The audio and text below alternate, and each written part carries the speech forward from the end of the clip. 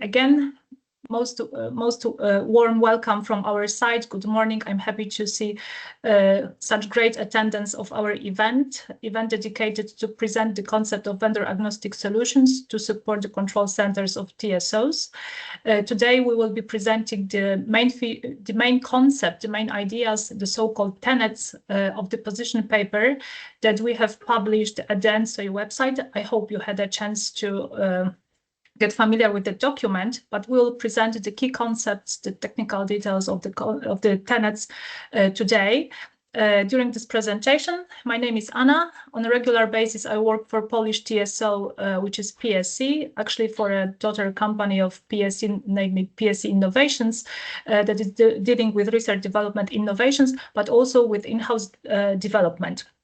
I'm here at I will be playing the role of narrator, but I'm also the convener of working group under Research Development and Innovations Committee of ENTSO-E that has been working on this vendor agnostic solutions concept. To present the agenda of today's webinar, the first part is welcome and introduction. I would like to introduce the structure of ENTSO-E, to present who we are, where we are coming from. I mean the TSOs, of course, what is the structure of ENTSO-E, what are the committees, like business committees, legal committees, also research development and innovations, as I mentioned. I would like to set the scene before we dive into this vendor agnostic solutions concept that have been worked on by a dedicated task force, namely Task Force Vendor Agnostic Solutions.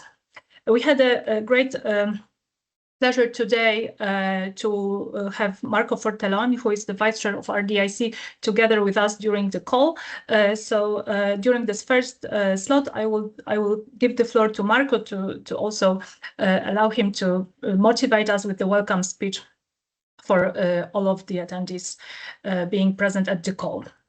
So after this welcome and introductions, we will dive into first the motivation toward vendor agnosticism. What was the steering force? What was the enabler, key drivers for us to start working on vendor agnosticism?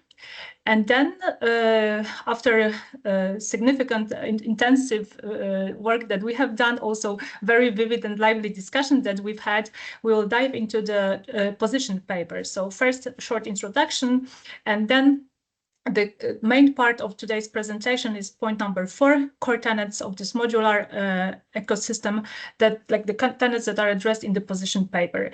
So after that, we would like to address opportunities and challenges that we see when we're discussing the concept, and some closing remarks at the end. I'm here with, as I mentioned, Marco Fortelloni, the Vice Chair of Research Development and Innovations Committee, and also with my colleagues, expert on vendor agnostic solutions, that will be introduced for each section, giving their contribution to the tenets. So as you can see on the slide, we have a great representation of European TSOs working on the concepts. As for some housekeeping rules, as audio is concerned, speakers are asked to switch off audio and not talking, so that we don't get any noise or echo, and participants are muted during the webinar. As for the participants' feedback, we would like to state that we don't plan a live discussion today, no Q&A session. So, but we are kindly asking you, and we are really hoping for your feedback in a written form. Here on the slide, you can see the email address dedicated for this particular communication related to vendor agnostic solutions. That will be repeated also on the last slide. So no hand raised during the webinar, no comments in the chat. These options are disabled. But the recording will be available for you as also along with the presentation.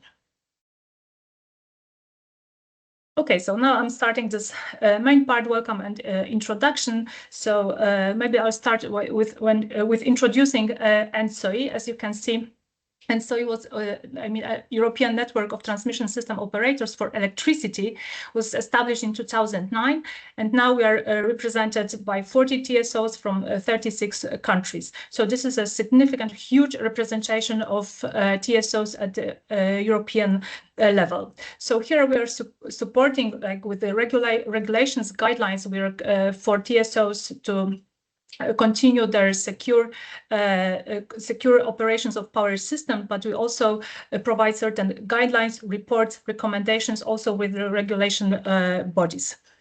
So our main goals is to provide and to keep a security of power system, to provide optimal functioning and development of electricity markets, and also energy transition. This is what we are all working on, to provide climate neutrality by 2050.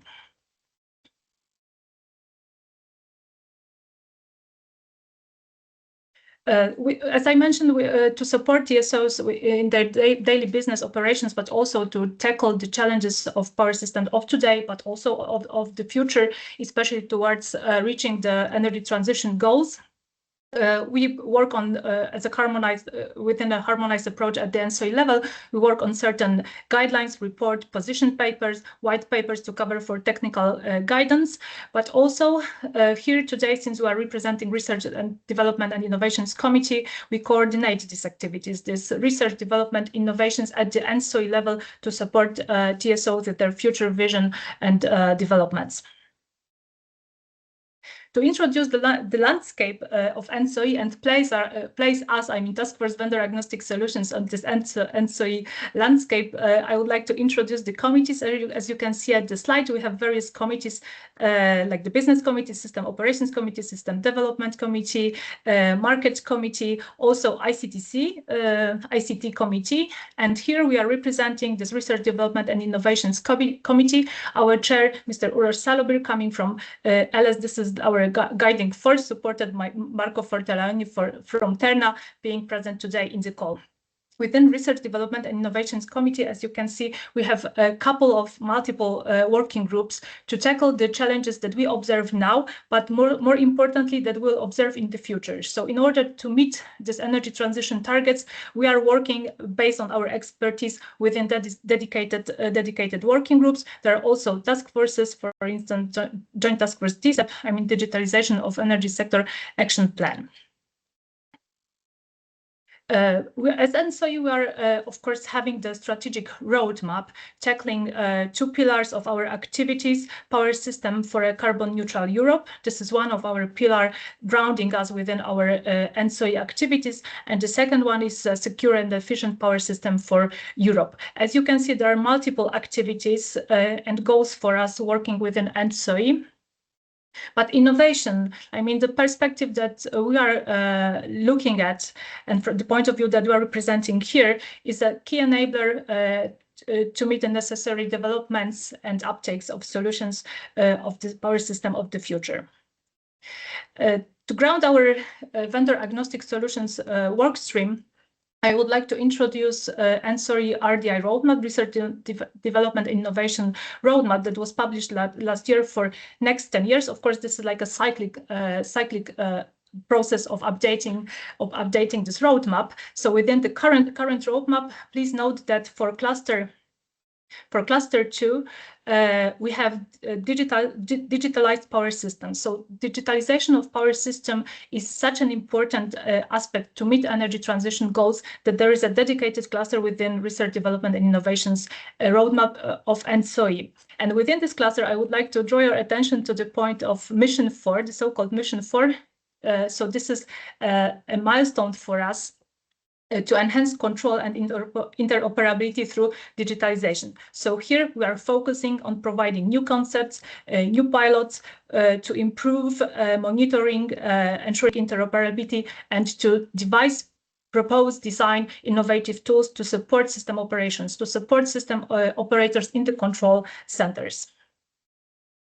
To give you just a look what we are tackling within this Mission 4 to enhance control and interoperability through digitization, there are multiple milestones. I would like to draw your attention to the particular to the ones indicated in red, because then there we see vendor agnosticism, vendor agnostic solutions clearly stated in the milestones. Also, vendor agnostic solutions are the enabler for interoperable systems, and this interoperability, standardized interfaces, this is also covered within the milestones that are ahead of us, I mean, that are ahead of European TSOs. With this, I would like to give the floor to Marco. Marco, we are happy to have you here. Please feel mostly welcome, and we're eager to listen to your contribution. Thank you, Anna, and a warm welcome from my side to this webinar, and a welcome from ENTSO-E to this webinar. My name is Marco Fortelloni. I'm the Vice Chair of the Research and Development Innovation Committee, as Anna mentioned earlier. I would like to be very quick, but just to add a few words to what Anna said at the beginning of this webinar, and the importance of the ENTSO-E Research and Development Innovation Committee in pursuing the development of solutions and the roadmap for innovation for the next decade that has been published. For who of you are not aware of this in the last year, and it's very important because it set missions for driving the innovation of the transmission system operation for the next 10 years. That is something that is our route and the path for our research inside the companies. And so particular, if we look at the digitalization and enhance interoperability and digitalization, which was the mission number 4, was mentioned before. I would like to give my speech and my overview in this way, because we are here today for a specific topic, which in the working group of 5, which is led by Anna, and we hold the task force and all the members and the speakers that will follow ahead. But it is one of the deliverable that we usually have in our implementation of the roadmap, because we are at this stage as a committee very focused on the implementation of the milestone that we have declared in our roadmap the last year. And this one is one of the most important topic, talking about agnostic solution, vendor agnostic solution in that mission, because the complexity of the energy system. In this way, we are trying to pushing and find more solution in the short term that can ensure the interoperability of, in this way, different control centers, but also looking at important things like the standardization, for example, data exchange protocols, looking at the cybersecurity, the modularity. So in this webinar, you will be informed about the positioning about such subtopics which are becoming more relevant for a company, for transmission system operator in a complex system of the future. And of course, when we talk about this, we need to look at agnostic modules and tools for system and control application, also just in order to allow more coordinated and efficient system operation. This is the purpose of the goal of the work that has been done by the working group of 5, led by Hannah and all the members. I also to say that there are several topics that we are following in our committee, particularly in artificial intelligence, for examples, flexibility. So we have, as you see here, 5 permanent working group, one dedicated to the planning, and also another one dedicated to innovation coordination. But all of these working group work together just in order to deliver something, to deliver on some papers of positioning of the association, looking at the needs of the TSOs. I see today, and I'm very happy to see that more than 150 participants are attending today. Is a huge number, because we often organize such knowledge sharing webinar. So I would encourage you to carefully listen to the speakers that today will give an overview of our position paper. Also invite you for anyone not informed, to download also our innovation roadmap, because there you will find more topics and action that we are going to do for the next years. I do not take more time, but I really thank you, all the speakers at the beginning of the webinar, from the Working Group 5, from the TSO, and all of you for attending today, for spending these 2 hours with us and all the speakers. And I return the floor to you, Hannah, and all the speakers. I will be connecting all the webinar. So thank you very much also from my side and from ENTSO-E. Many thanks, Marco. With this, I would like to hand over to Ralph, introducing the motivation towards vendor agnosticism. Ralph, the floor is yours. Thank you, Anna, and thank you, Marco. A warm welcome also from my side to all participants in this webinar. Thank you for joining, as a success will only be given by collaboration and sharing experience and giving guidance to each other. I'm working at 50 Hertz in the role of a product line lead for future product development, cooperation, and consulting. Today, I'm here in the role of the so-called task force leader for the vendor agnostic solution. And first, I will give you some background about that task force. So.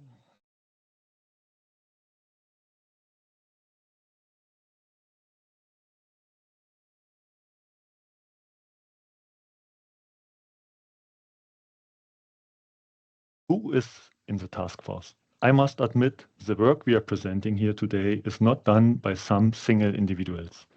We are a group of forward-thinking TSOs in Europe, organized through the ENTSO-E. In regular meetings, we share our vision, we collect and structure what we have learned from each other. We are looking to other parties working in that area to lift all synergies in getting already agreed results. And it is done in the standardization part, but also in many other areas like for cybersecurity.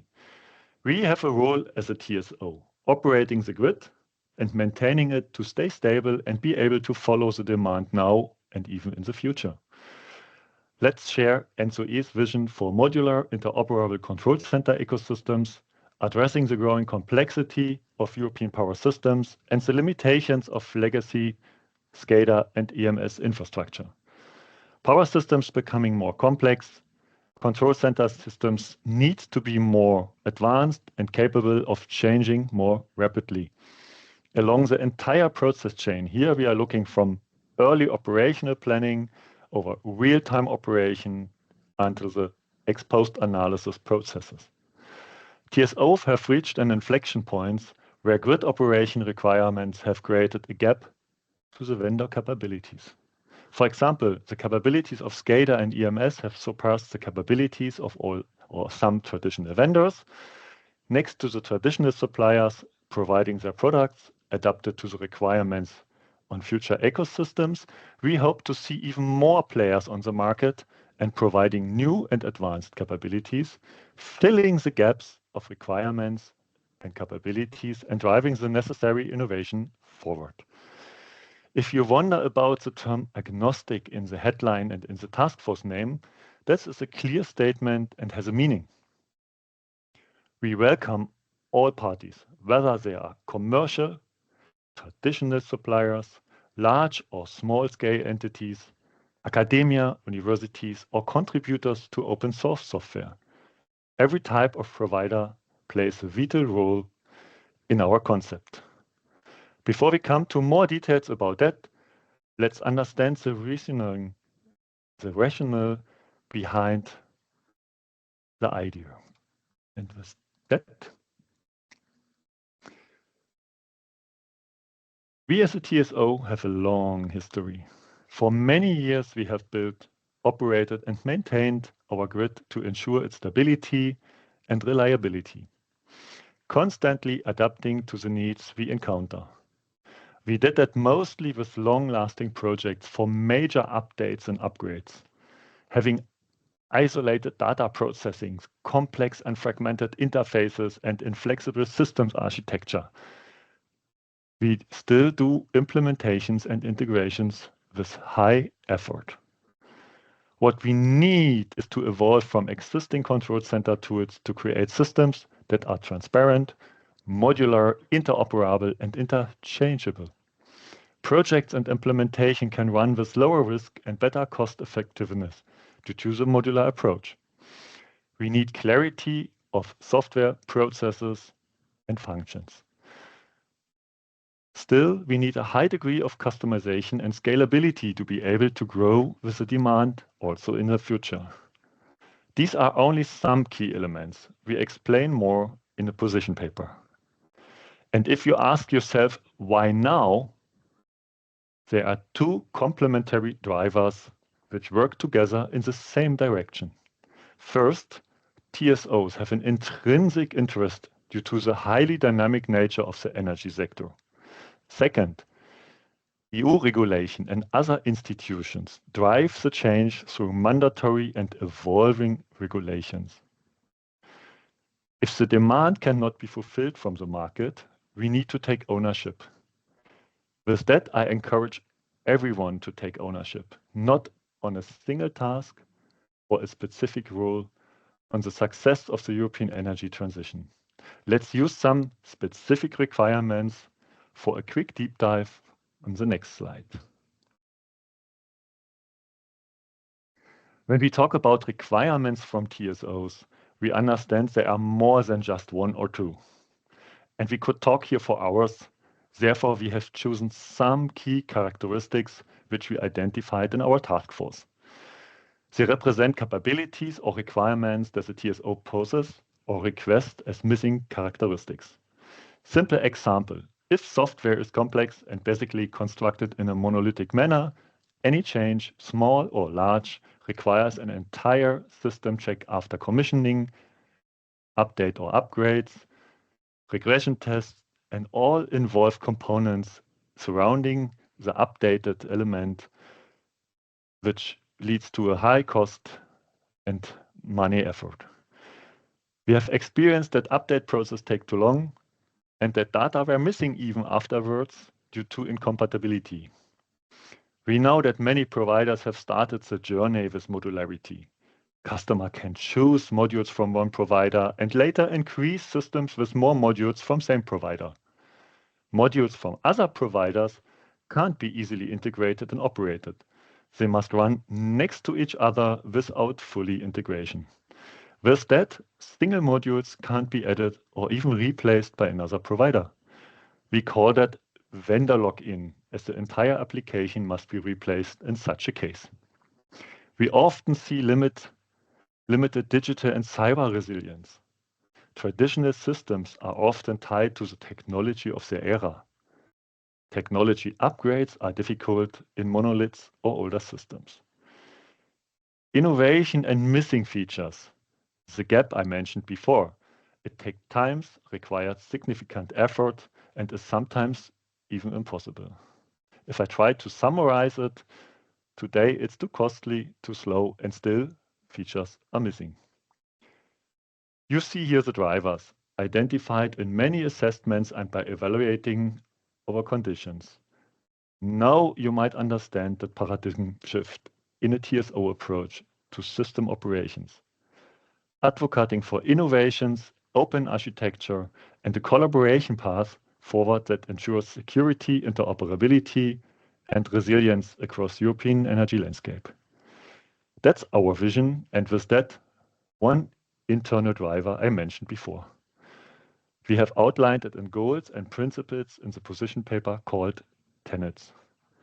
I have already mentioned it as the two complementary drivers. The second driver was the external driver, which we might highlight in the next slide.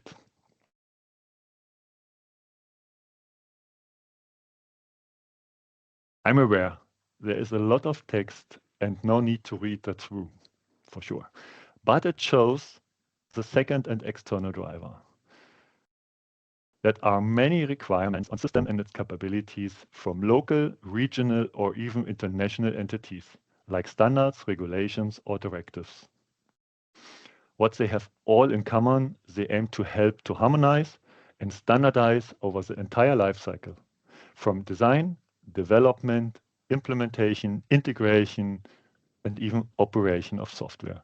And they are relevant for grid operators and their software providers. We can see requirements for functional capabilities next to requirements for security and cyber resilience. And don't forget organizational requirements or specific process-related requirements. Just some examples to highlight. The Data Act aims to ensure fair access to and use of data, fostering innovation and competition while protecting privacy.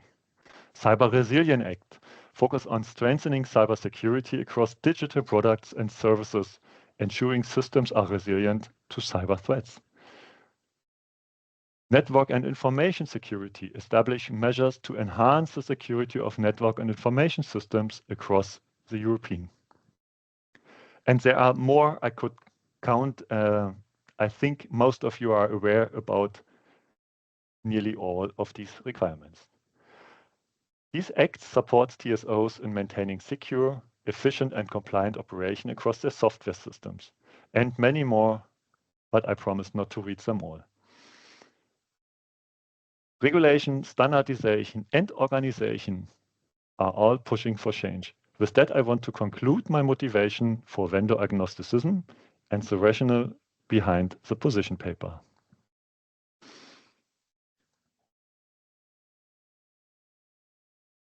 Coming to the position paper itself, if the demand encompassing requirements, features, functions, regulatory compliance, modularity, flexibility, and speed cannot be met by the market, we must take ownership. I encourage everyone to take ownership. Early on,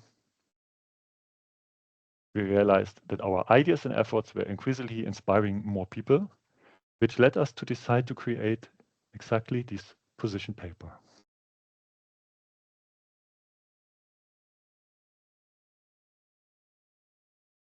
Starting with an executive view. The position paper was published in May 25 last month. It's public and intended to facilitate discussions among TSOs, software providers, and other market players. As an executive view, it provides a high-level overview of the 7 fundamental tenets that forms the basis of a next-generation control room ecosystem. The task force, Vendor Agnostic Systems, aims to refine the vision to create documents capable of assisting TSO tenders. The task force attempts to unify the way in which TSO communicate about requirements, for example, through the capability mapping approach. We see the position paper as a tool for management-level decision makers and anticipate further details with upcoming appendices. Now let's come to some key aspects of the position paper. Key aspects of the position paper, which outlines a transformative approach to control centers. We are addressing changes and challenges. The paper details requirements and ideas for a new control system designed to reduce or eliminate existing challenges. We do an in-depth analysis with technical, architectural, and organizational elements which are discussed and explained comprehensively. The tenet framework. We have established the 7 tenets providing a solid framework for next-generation control center systems. The shifting paradigm. We focus on the TSO's shift towards openness, transparency, interoperability, and interchangeability, key to boosting sustainability and resilience. Future-ready systems. We offer clear guidance on the essential aspects of designing and building future-ready control center systems.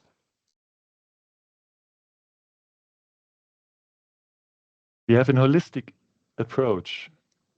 We represent a new mindset, new ways of working, and organizational changes, emphasizing a holistic approach. Yeah, what is the conclusion? The conclusion, this is a paper as a catalyst for innovation and change in our critical domain. Let's work together for a resilient future. Now let's take a look at the executive summary.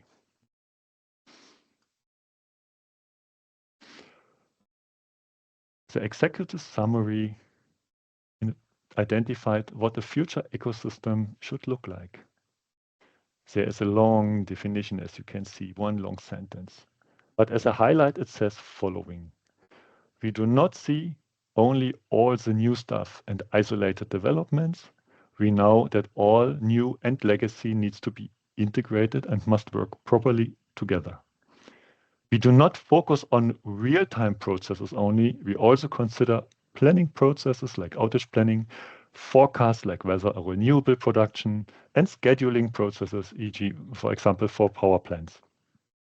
Real-time processes as in SCADA and energy management systems, and furthermore, ex-post analysis for reporting or deep analysis of events. We already foresee new grid technologies being installed already or now or soon in our electrical grid. Altogether, we call it the new ecosystem where new and legacy works together, being integrated and interconnected on harmonized and standard interfaces. That ecosystem is the basis for all modules coming from established or even new and third-party providers. With that executive summary, I would like to hand over to Anna, giving more insights to the core tenets. Thank you, Ralph.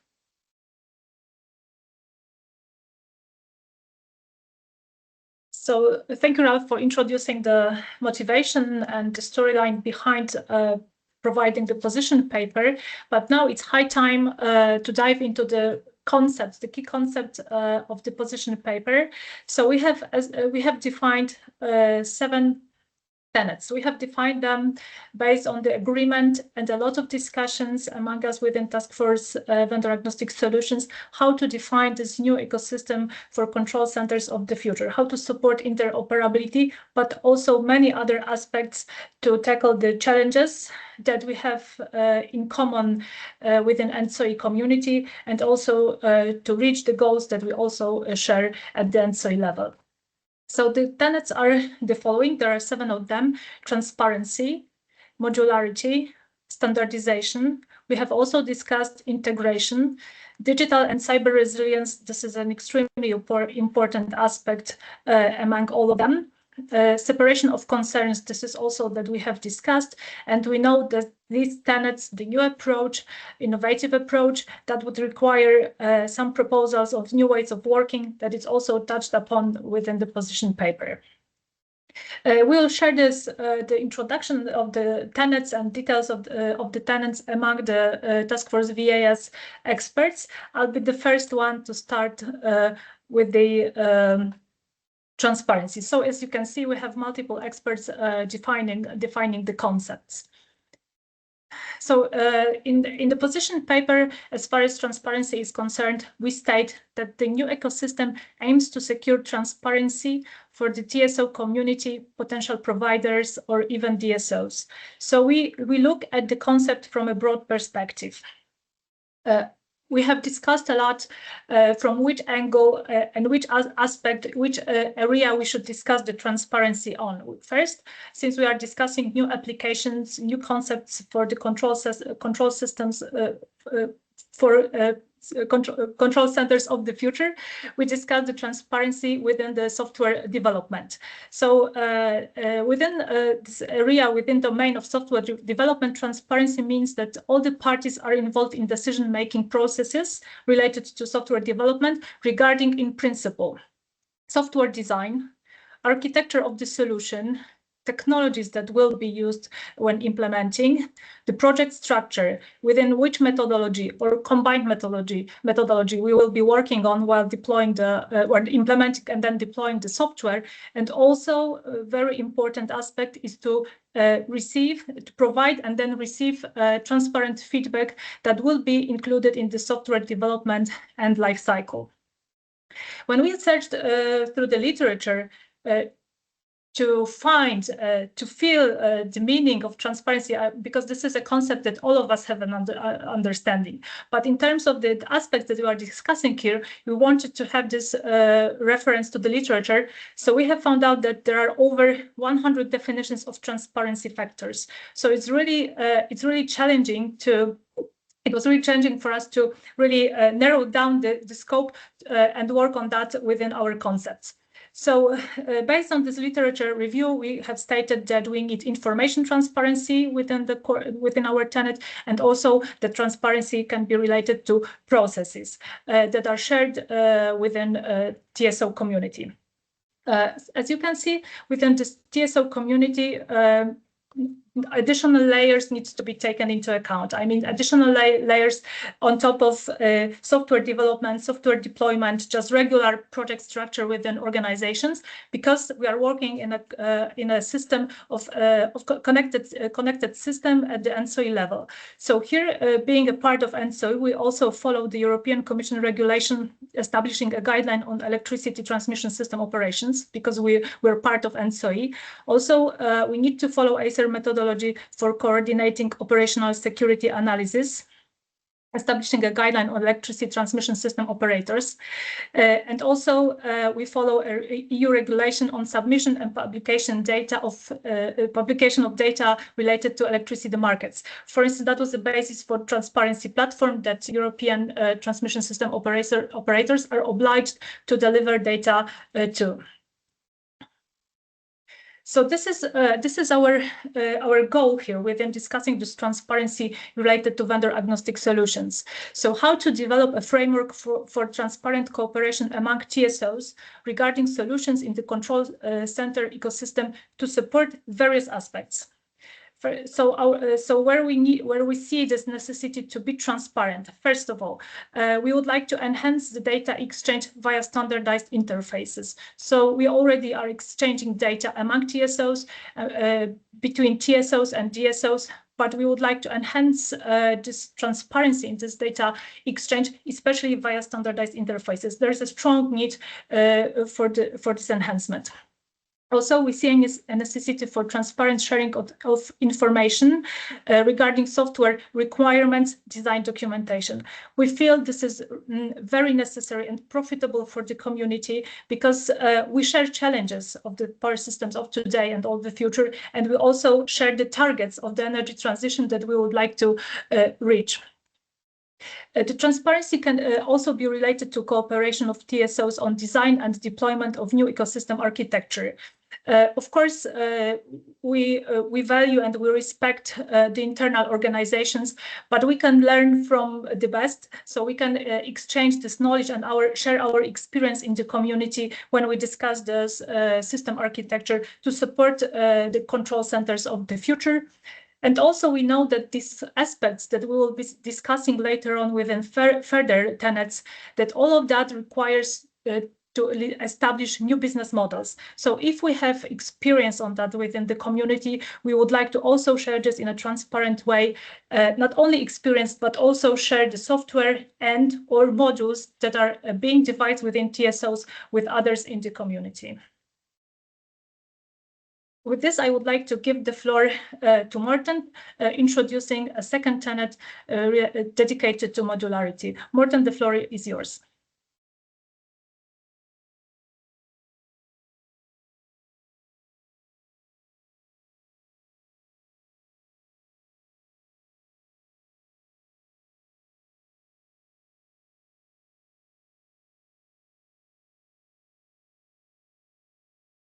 I think, Morten, you're on mute. Okay, thank you. Thank you, Anna. Thank you for my name is Morten Småstø, calling from the Norwegian TSO Statnett. So I'll take you to the modularity tenet. As Ralph mentioned, there's a time to change how we think about the software solutions supporting the control rooms. To achieve the flexibility we need to handle all the challenges we as TSOs are facing, modularity is one of the key tenets. If you look at modularity, it's not a new concept. Some of us, Statnett was one of them, but other utilities and also the vendors back in before 2010, we worked together in SIGRE on a paper, and we published a paper called the EMS architecture for the 21st century. Even then, modularity was one of the key tenets. But if you look at it 15 years later, we have not implemented modularity at the level we need now, probably, and we if you look at how the world around us has changed, they're a totally different world we are living in 2025 than it was back in 2010 when this paper was published. So we look at the concept of modularity and different architecture framework. Like TOGAF, they talk about, you see it from a business architecture view, data architecture, application architecture, or even technology architecture. In our paper, we see it from the business perspective, including the business capabilities we need to support. And for sure, then we also need the data products. So the main characteristics we need for modules is that they should be universal and reusable as possible. For sure, there will be they need to be configurable because we are different. So you can support the different needs from the TSOs. And as I mentioned, one key thing is that they need to have well-defined input and output data. They will talk about the tenet separation of concern, and for sure modularity will be important to support the separation of concern tenants as well. And Ralph also mentioned the flexibility we need so we don't need to upgrade or test all the monolithic solution we have today. So they need to be independable, deployable, and operable. And they should not have hard bindings between them. They should be, for sure, we should try to not have a logical relationship between them, but not technical dependencies.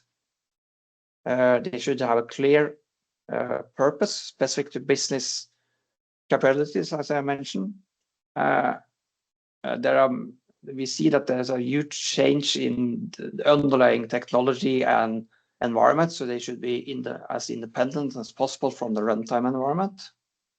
And for sure, they need to expose all the relevant data in standardized interfaces.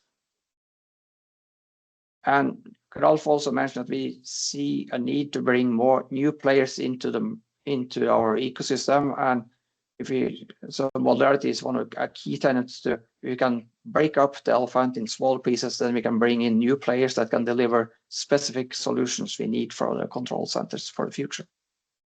So that was a brief introduction to the modularity tenets. So then I give the floor to Karsten that will take us to standardization. Thank you very much, Morten. I'm Carsten Strunge, Chief Engineer in Digital Grid Products at Energinet in Denmark.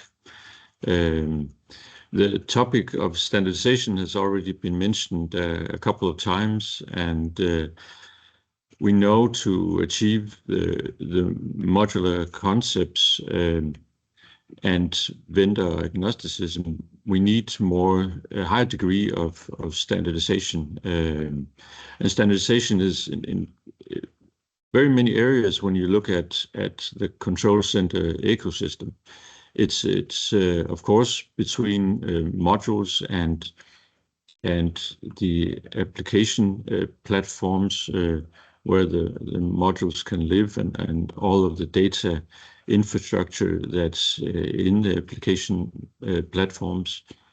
There's also within the platform itself, and also in the data layers where you have all the system models.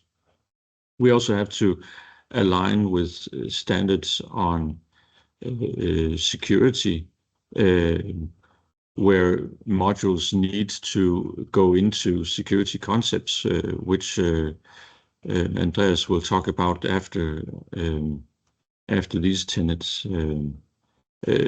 Having a modular concept also means that we want to have more standardized ways of looking at graphical user interfaces.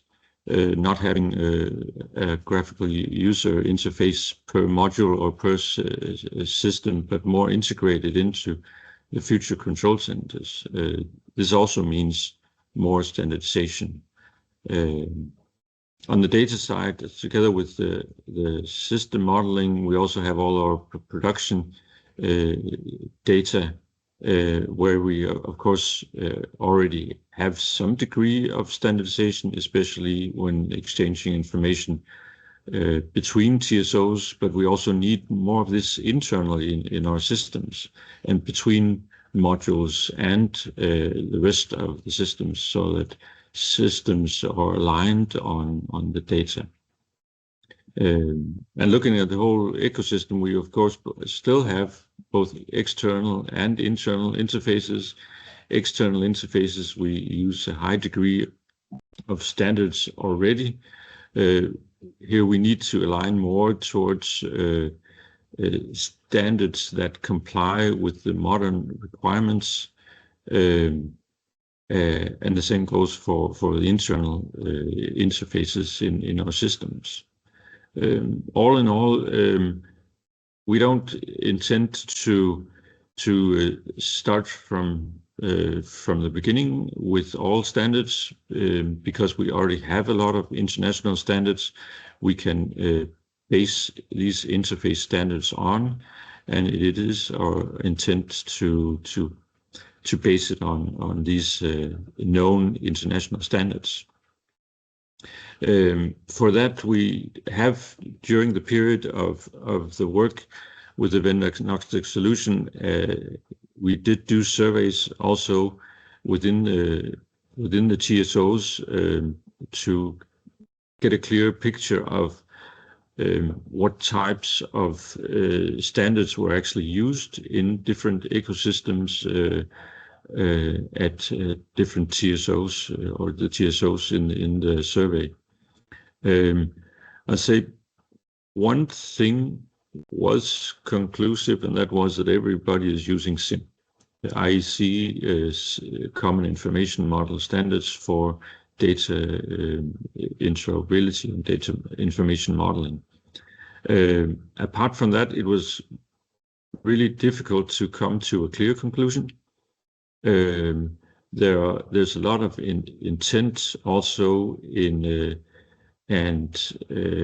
also we see from different works on EU level, where especially quite a few years ago, EU made this mandate 490 on smart grids, which came with a set of standards that gives us a guideline on what we need for the future, and these will also be many of the standards that we're looking for, but we also need to look for other and more modern standards. So coming from that, of course, we know that also with standards we have both new and old, and going into the next tenet about integration, we also recognize that we do have legacy systems, and we have to be able to operate continuously. And we need to also, when building new ecosystems or renewing our ecosystems, we need to have flexibility, and we need to have continuity in our operational system landscape. So, and this also means that there needs to be interfaces between legacy systems or existing systems and new and more standardized ecosystems. And this can be done later in the tenet around segregation of concerns. There's also a nice picture if you look into the position paper around how to adapt or have adapters or interfaces to existing ecosystems. Another part of integration is what we call infrastructure integration, or infrastructure agnostic ecosystems. And this means that that we need to have standards and also ways of work to keep us flexible, so that we can move modules also internally in our ecosystems. Maybe we want to move a module from on-premise to a cloud environment if we have some hybrid, or maybe even in some worst case scenario, we want to be able to move it to a cluster, or maybe on a substation or somewhere else where we need to have the function running. And this means that we have to be able to also be agnostic between the software and the hardware and the both technical application platforms we work on. And this also goes together with scalability and future-proofing, where we need to have technologies where we can easily adapt to new requirements. As already heard, I've told about a lot of the new requirements that come all the time, both from legislation and the changing environment, moving towards a more renewable power system. And all this, our conclusion has been that the way to go is to be cloud native compliant. So the techniques behind cloud native compliance, to be able to have standardized ways of deploying software and code onto systems, so that we can easily move and be flexible and scale our systems. So, the next is on resilience, and that's over to you, Andreas. Yeah, thanks, Morten, for presenting your tenets so far, and to the others as well. So we heard now already about a couple of tenets: transparency, modularity, standardization, integration. And now I would like to take you on a journey for digital and cyber resilience, which Anna already mentioned, and I personally think it's extremely important for us, not only because it's a hot topic these days, but it's only but it is as well highly relevant for us as TSOs. And yeah, within that, we outlined capabilities and principles to build digital and cyber resilient next-gen control room ecosystems. And I would like to take you on that journey that we undertook. And we started out with our motivation. Yeah, as a transmission system operator, we have a clear resilience and security priority when operating the power system. So first of all, there is functional safety. First, personal safety, then minimizing damage on equipment. The next one is security of supply as a primary goal for society.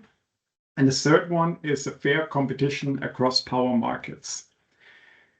That means that the overall power system resilience is one of the key performance indicators for us as a TSO.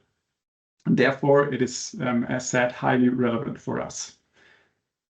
On the right-hand side of the slide, we depicted the power system resilience, and that is for us TSO a continuous challenge. And it is our ability to prepare, detect, respond to, and recover from any type of incident, and review as well to be better prepared for the next situation. We see that as an integral component of our core business.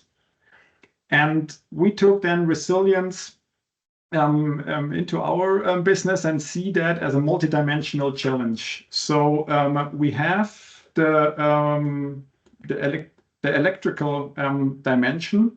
So that's for us things like system security, dynamic stability. We have the physical dimension where we have physical security for our assets, where we have where we need to be resilient for natural disasters. And we have a human dimension where we always need to have skilled and trained operators and experts, and to have the knowledge available. Within this position paper for this task force, we focus on the fourth dimension depicted here, and that is digital and cyber resilience. And it is a critical and important pillar for a future control room ecosystem. So on this slide here, I'd like to start to say that when you talk about digital and cyber resilience, sometimes it's often directly related with cybersecurity, but it is definitely more than that. We define these capabilities that are necessary, and as a TSO, our objective is to maintain a high degree of digital and cyber resilience that matches the resilience expected for the power system that we operate. And out of this, we created these principles here that I'd like to go through and take you one by one to that. So there is system and process documentation. I know documentation is not always the most favorite topic, especially if you're like in IT. It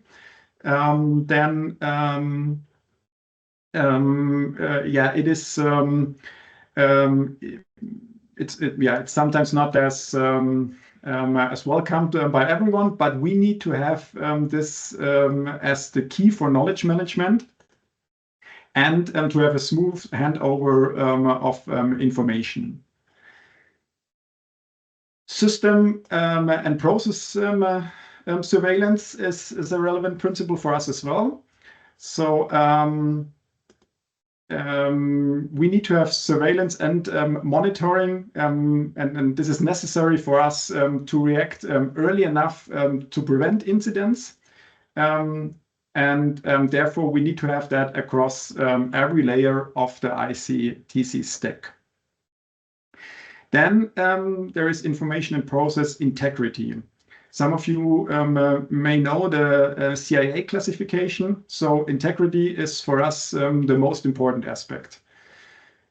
And information and process integrity is a key resilience aspect to secure the power system operators' trust in digital services.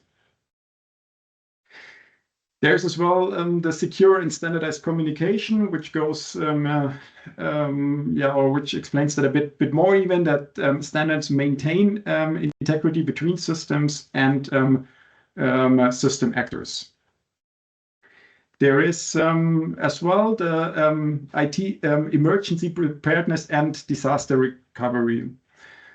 So for us, it's important to respond and recover from large-scale and extreme incidents. These need to be considered in the outline and planning of the ecosystem and be part of our business continuity management. We see as well that we need to have like distributed infrastructure and controls. That is one way then to respond and to mitigate via physically distributed services. An important principle is as well the information decoupling, the segregation and isolation. These are key features of the Zero Trust architecture. Enables zone isolation in response to cybersecurity incidents. And our operational platform is in critical infrastructure, and we must be able to run in isolated mode, not connected to the outer world. So actually, I see that my camera switched off. Let me see. So it works again. Sorry for that. So we see as well another principle, the self-healing IT systems and N-1 redundancy. The electricity supply critical systems like our ones must be fully redundant, meaning every function, service or asset must be resilient to a single process failure with little to no control or function downtime, while having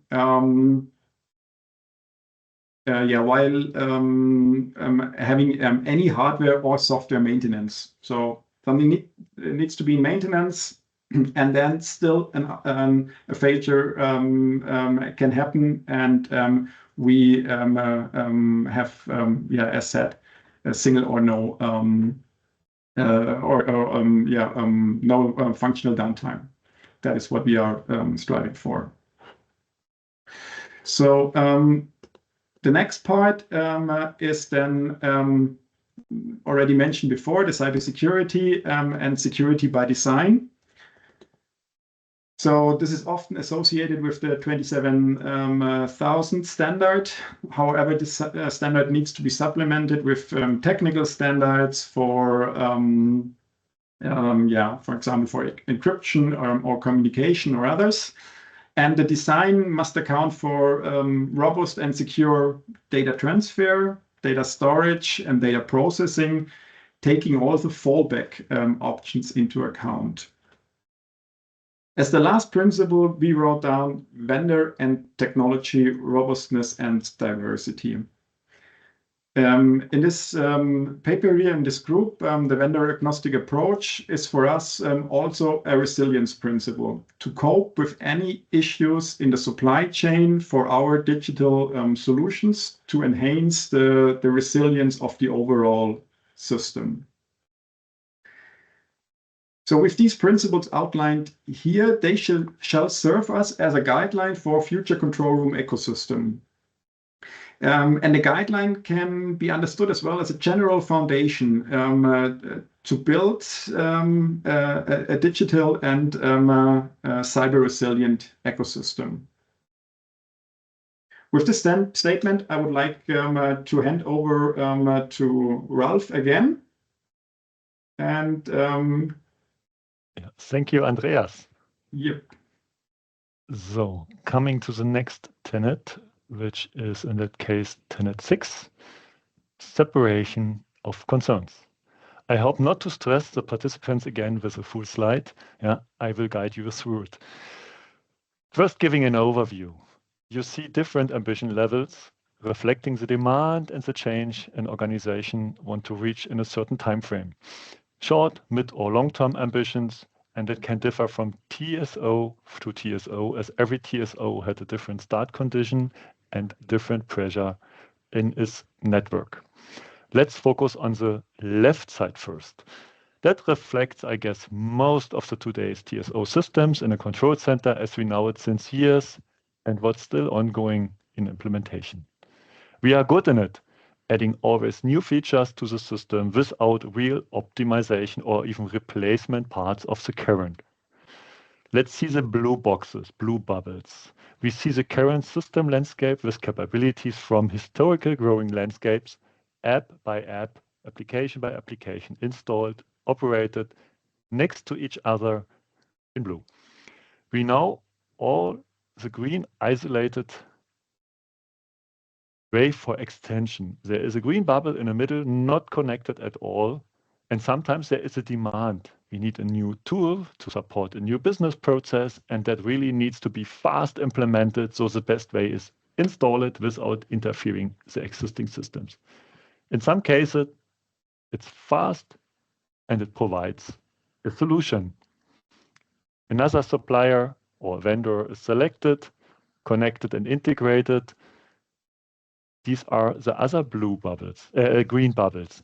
So you have new application as you say, okay, next to my legacy system, I would like to have something integrated, which even communicated with my legacy system, my current, but there are no standard interfaces and we are dependent on the existing system, and any kind of upgrade or update on the legacy or the new system has an influence on each other. The connected systems needs to be considered with extra effort.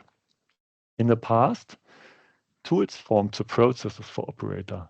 Any task or related business process hard connected to specific tools. And then another task, even close to the same business process, another tool was installed, providing service for the task. That's now a challenge for the control center operators.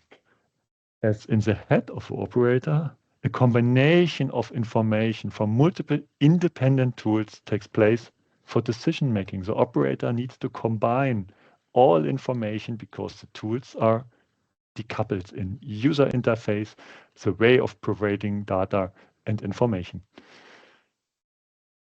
In the middle, we see in the middle a description with an ambition where we want to lift advantages and synergies already. Therefore, the integration of new capabilities follow a clear direction as described in the position paper, like standardized interfaces, which support easier integration, centralized data management in a better structure to know where which data needs to be handled and maintained. And some of the legacy application can already be transformed into the new architecture. Still, some legacy parts stay untouched. On the right hand, here we see an integrated platform approach where capabilities with a dedicated focus are implemented as modules, orchestrated, and separation of concern says only for a dedicated purpose. With that, the integration of a single module will have only small impact on other modules. Upgrade and update is very focused, and short-term project phases, especially with a well-defined and standardized interface, will be faster and more cost-efficient. And even exchanges or replacement of entire modules with another provider, here we call it so-called exchangeability, is given following the standardization approach. We are fully aware that comes not only with a piece of software developed by our principals. Such large change in the control room environment also required large changes in mindset, project organization, and even the centralized organization from responsibilities, roles, purchasing rules, and many more to be adapted for the better. What we clearly see is that ecosystem considers the integration of legacy system. And with that, let's take a look to that new ecosystem on the next slide. Understanding our tenet separation of concerns right means the new ecosystem will consist of 3 layers. The layer 1 on top is a layer with the modules. Modules are the building blocks of a modular system. Each module encapsulates a specific functionality or a set of related functionalities. Each module will have a module contract, which is the integration description for both the application platform and the technology platform to which it is to be connected. A module contract includes the definition of the interface, data requirements, application platform services, and technology platform services required to run. In the middle, we see the application platform. The application platform serves as the foundation upon which modules are deployed and interact. It provides the necessary infrastructure and services to support the execution of modules. This includes runtime environments, middleware, and APIs that facilitates communication between the modules. On the application platform, core capabilities are centralized, developed once, and serve for multiple business processes.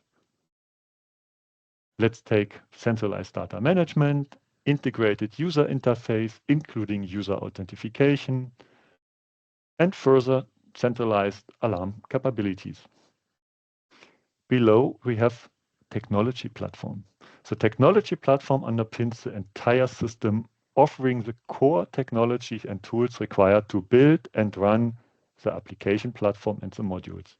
This includes hardware, operating systems, databases, and network infrastructure, and covers functions such as storage, security, and it will dictate which standards are used to connect the other layers. Following my previous explanation, separation of concerns is needed to become really vendor agnostic. Focus on specific features for specific modules. No redundant features in the modules anymore. Reducing purchasing cost, reducing multiple data sources of truth, enable seamless update, upgrade, or even replacement of modules to stay interoperable. We are aware that this separation is a huge ambition and can't meet at any time, which means in some cases redundancy in functionality still comes when using multiple providers. Still, the goal is to reduce extra effort and costs as much as possible. Therefore, it's an architecture principle called separation of concerns. Remember, modules from multi-vendors, multi-size, next to each other, not connected towards each other. Here we want to avoid the so-called spider web-like communication from one to another we have seen in the ambition level 1. It shall be managed and orchestrated based on strict rules. There's always a question about responsibility, talking about strict rules. In the past, we asked the supplier, in best case 1, to take over the full responsibility. As I mentioned, with the increased challenges of the current systems, it became clear that we need to take over more responsibility for the systems on our own. But also with orchestration ownership, there is a shift in holding a share of the operational responsibility, giving the strong rules towards the module providers. It might be an extra effort to facilitate the numbers of modules coming from multiple vendors. But if the challenge is large and the pain is getting bigger, that effort is often a better price than to continue with the existing setup. For more details, please take the paper. In the position paper, we are more in details and can explain, or did explain, more and more what is behind it. Yeah, I think the next tenant is waiting, and Andreas, back to you.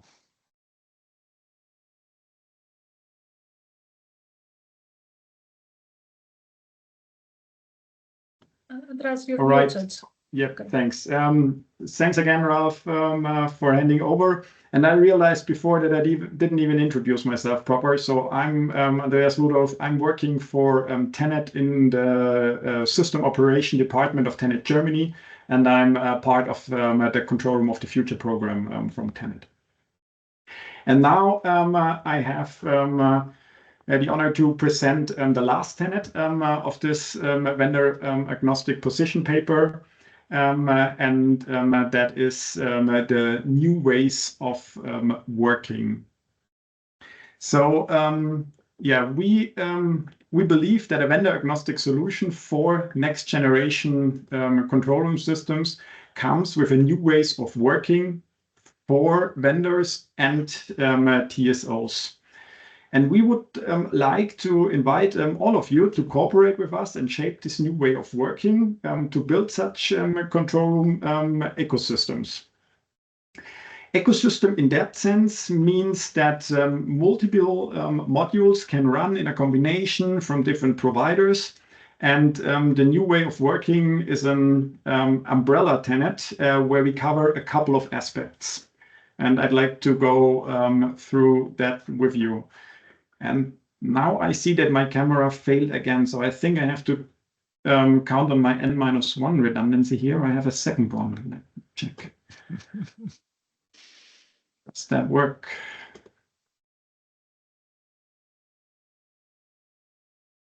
Yes, I think it looks a bit different. I have to reorganize my workplace here a bit. But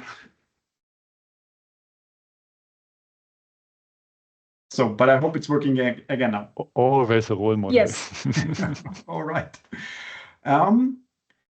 Yeah, the aspects we have here in this chapter is the development and maintenance. So the new ecosystem is not limited to software only. It also includes development, operation, and maintenance models. So the new ecosystem must also provide guidelines and guidance for these areas of the software lifecycle. There is as well the cross-source compatibility. So the new ecosystem can accommodate a combination of parts, modules with different software licensing models, and combining modules from different sources can create benefits. Another aspect is the legal consideration. And yeah, we stated, and we are clear on that the new ecosystem will require a legal framework to enable the ecosystem. So an appropriate legal framework is essential to allow modules to be legally distinct in terms of liability and guarantees, which is important for us as TSOs and for vendors and providers. And the last aspect we outlined in the position paper is the new provider collaboration. So the new ecosystem will embrace a new collaboration with providers and facilitate new market models. I'd like to go through these 4 aspects a bit and go a bit more in detail to the development and maintenance. So as said, all aspects from development to operation and maintenance have to be considered. And we as TSO have to make sure that we get what we want and are more involved in the life cycle of modules and products. The key aspects for this part are, first of all, continuous improvement. So the energy system is undergoing an intensive transition phase, and we would like to meet our need for continuously emerging new requirements with flexible modular options, and therefore continuous improvement is necessary for us. Another one is continuous integration and deployment. We as TSOs strive for a higher degree of automation in software building, testing, and deployment. And we must ensure in critical infrastructure, like us in the energy industry, a high level of availability and reliability. Continuous integration and deployment enables development close to the user with regular feedback. And the last one aspect I'd like to highlight here is the 24/7 maintenance. We as TSOs require reliable operation, and therefore most modules need to have 24/7 software support. And this can be organized in such an ecosystem on a modular basis, which we think is a large benefit. The next part I'd like to go through is the cross-source compatibility. So we would like to achieve cross-source compatibility with tenets stated before, like standardization or interoperability, modularity, to strategically combine modules from different sources to create benefits. And these benefits for different types are, for example, for open source modules, that they are freely available and that they foster innovation. For proprietary modules, that they are especially built and tailored to our individual need, and they offer therefore high customization. And for commercial modules that are based on standard requirements that need to be customized, but offer quicker implementation. Coming to the legal considerations, as said, an appropriate legal framework is essential. And we believe that legal separation of concerns is of great importance. So to treat legal, regulatory, and compliance-related aspects separately is a way for us to achieve that, and with that promote a systematic, structured approach to integrate legal aspects into software development, which we think is necessary to achieve the goals and create this next generation control center ecosystems. And with that, I'd like to come to the last one, and that is the new ways of working. For the new ways of working is the new provider collaboration. All tenets mentioned before will change the way of collaboration between TSOs and providers and lead to a new relationship. We believe that new roles and responsibilities will emerge and that there is place for new market players, as well as new market models for existing and new players. So we believe that new ownership and maintenance models can emerge and serve our needs as TSOs for ecosystem components. And each party can leverage its strength and provide the best possible service. That could be as well that we as TSOs take over some of the roles and some of the responsibilities that we may haven't done in the past before, and things like building our own modules was mentioned as an example before in other chapters. So finally, I'd like to conclude that the new ecosystem can only take root and succeed if the following holds true. Like, all parties are willing to dive into a new era of TSO and provider collaboration. And we would like, as said at the beginning, to invite everyone to be part of that journey. We believe as well that new opportunities arise for vendors and providers. And Ralph will tell us more about that now.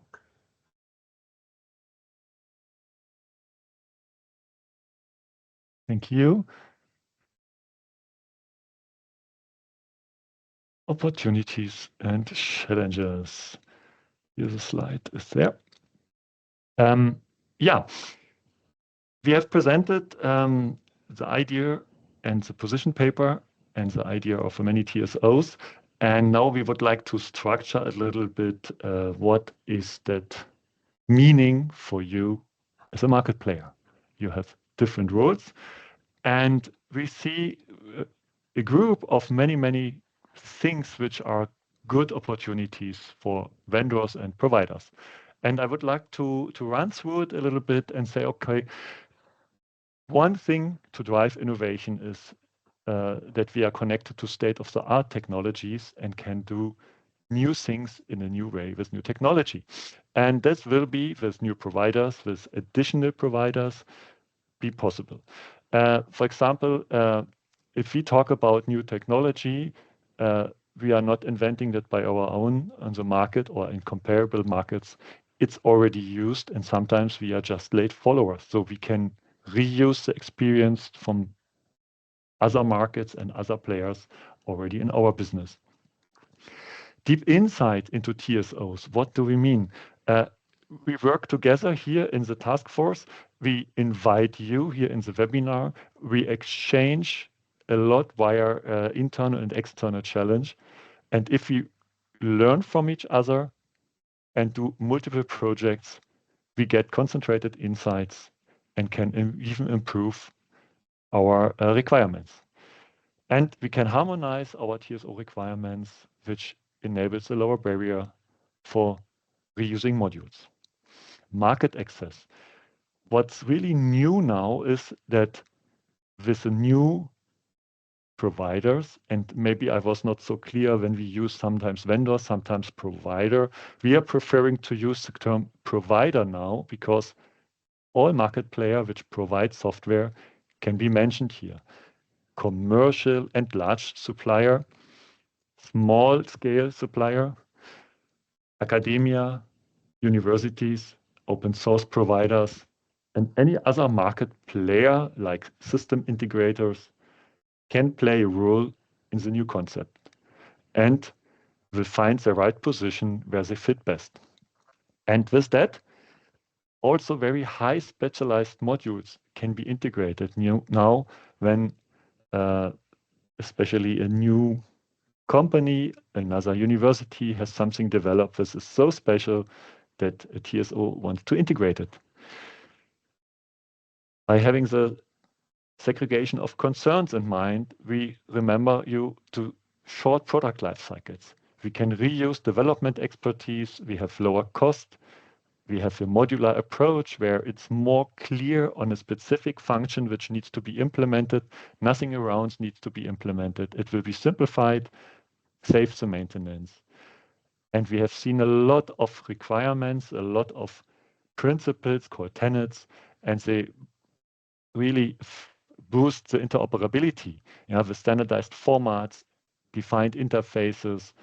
We have talked about the module contract, which is more than just technical interfaces. It also describes the data structure.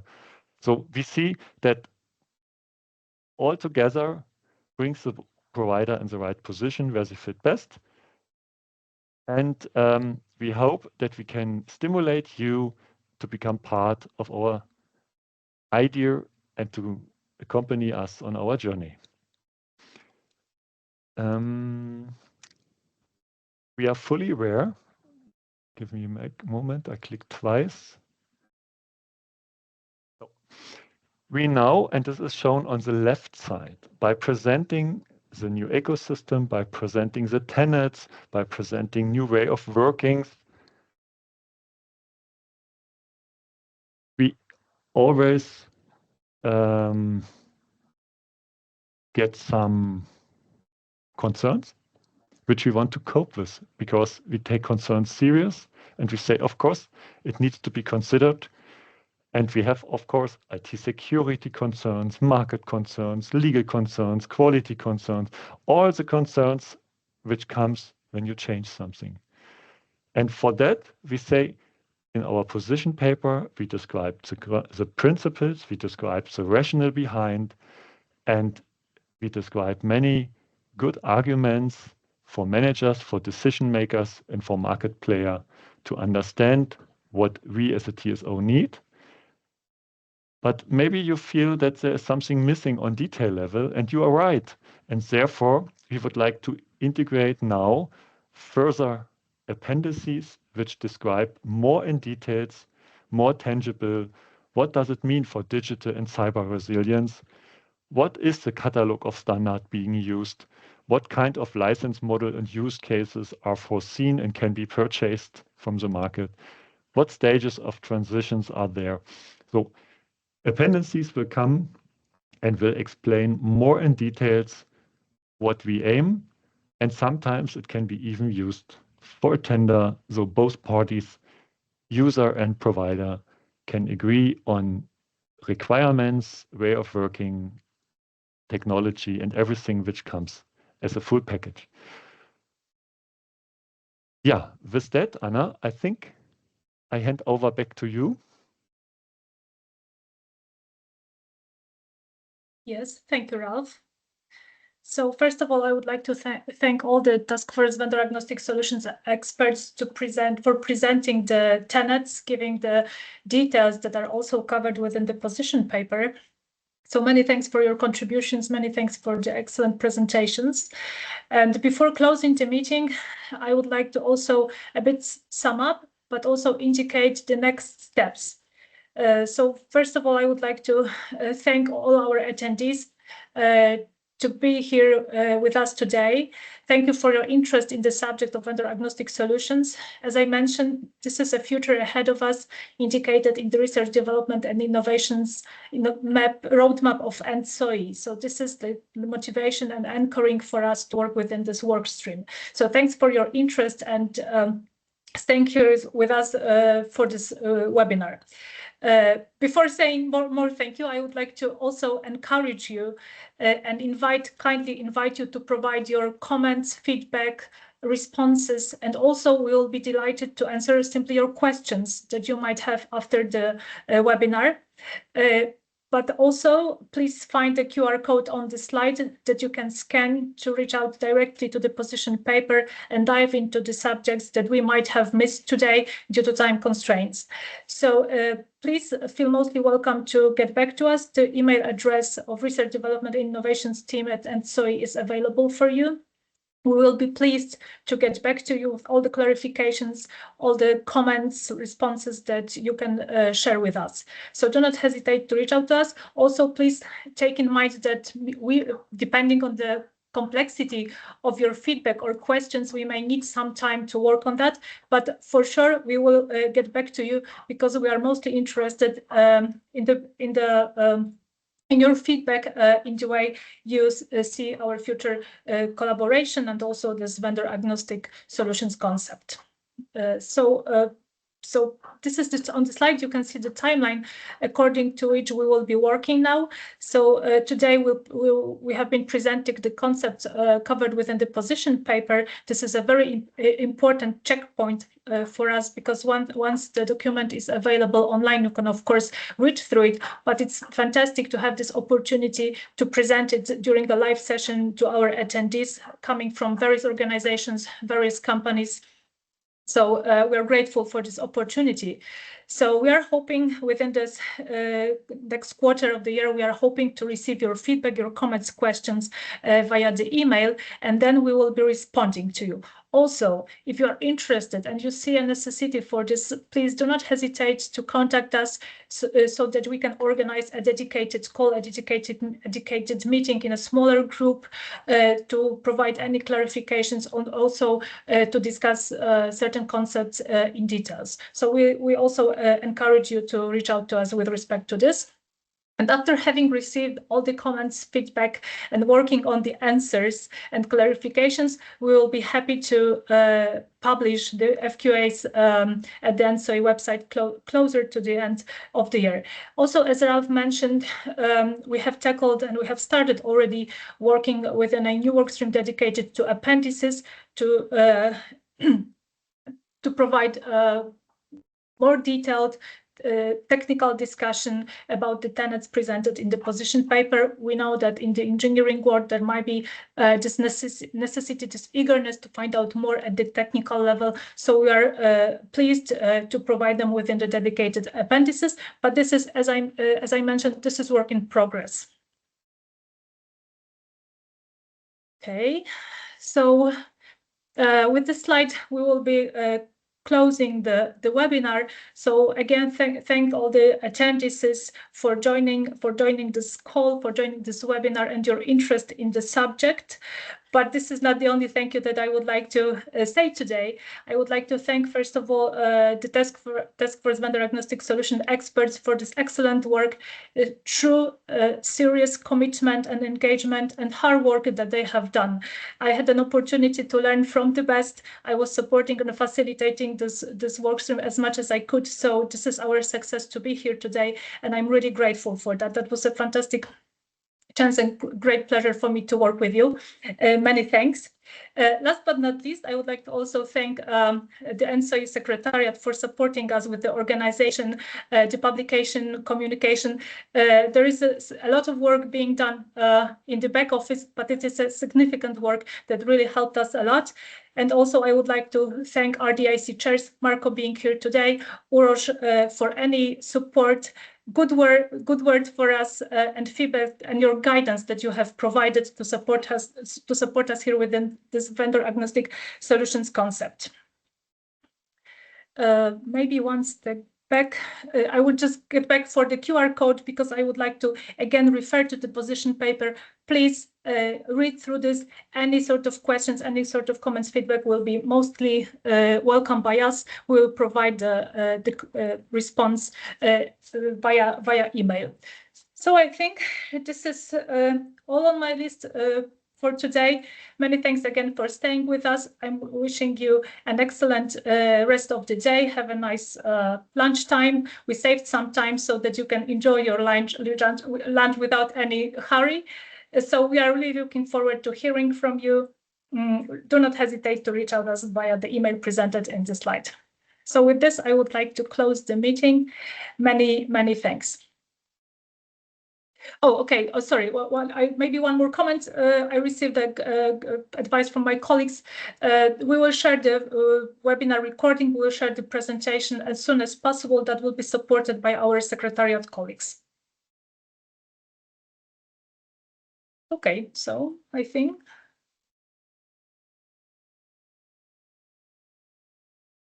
we could close the meeting right now. So many thanks. I'm wishing you a good rest of the day. Thank you.